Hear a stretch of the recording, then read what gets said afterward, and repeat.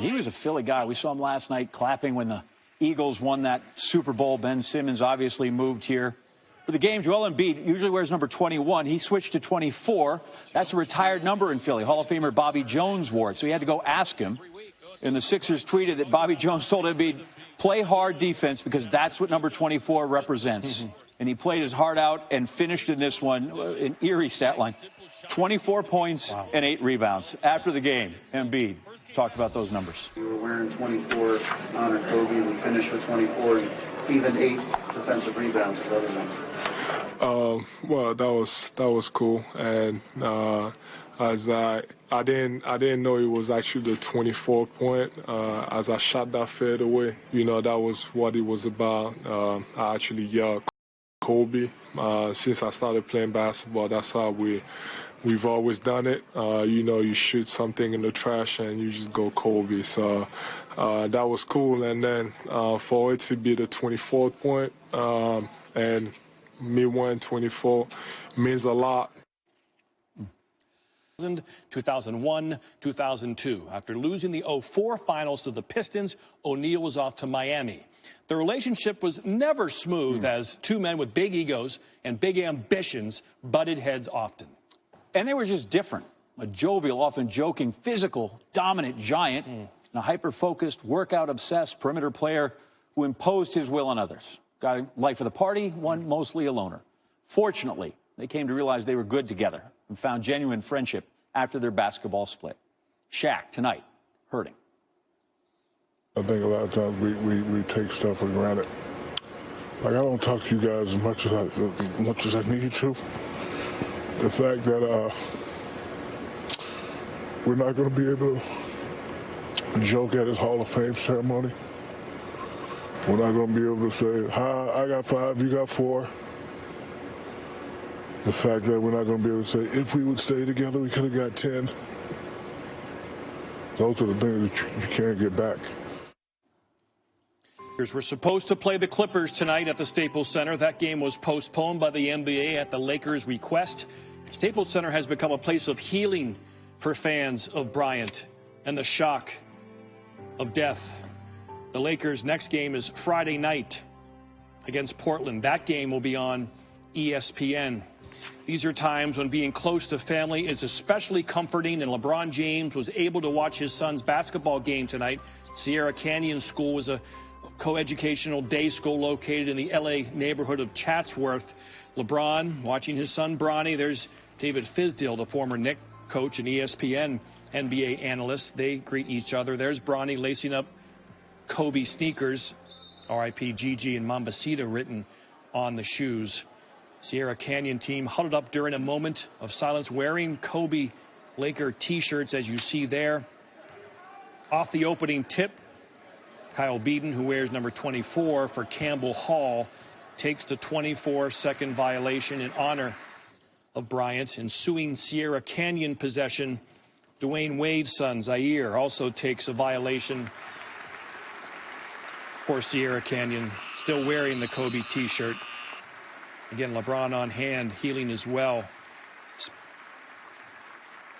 And at halftime, Dad seeks out son.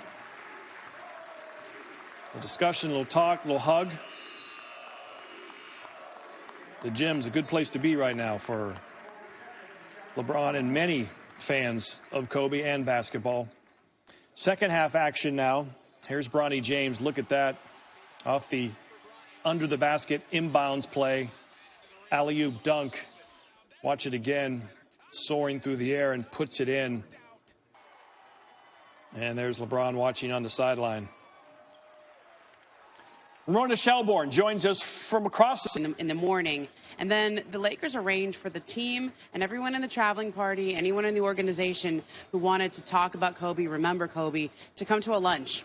And from what I was told, everybody shared stories, their favorite Kobe memories, and everybody has a Kobe story. And at one point, everybody got a glass of wine and had a toast to Kobe.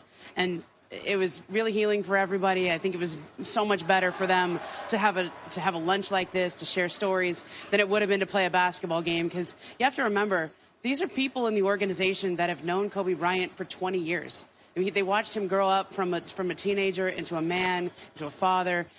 They were seeing grief counselors, and they were in no condition to be hosting a basketball game. It was so much more healing for them to have this lunch and then a toast to Kobe. I think the team hadn't been together really since they were on that flight where they learned that Kobe Bryant and his daughter and 7 others had been killed in the helicopter accident. So it was good for the team to get together, get in the gym, play some basketball, and start the process of moving towards playing again on Friday. LeBron James certainly has become a focal part of this tragedy, Ramona. He's the new Laker alpha dog, and, of course, the coincidence of passing Kobe on the all-time scoring list Saturday and then talking to him on the phone that night.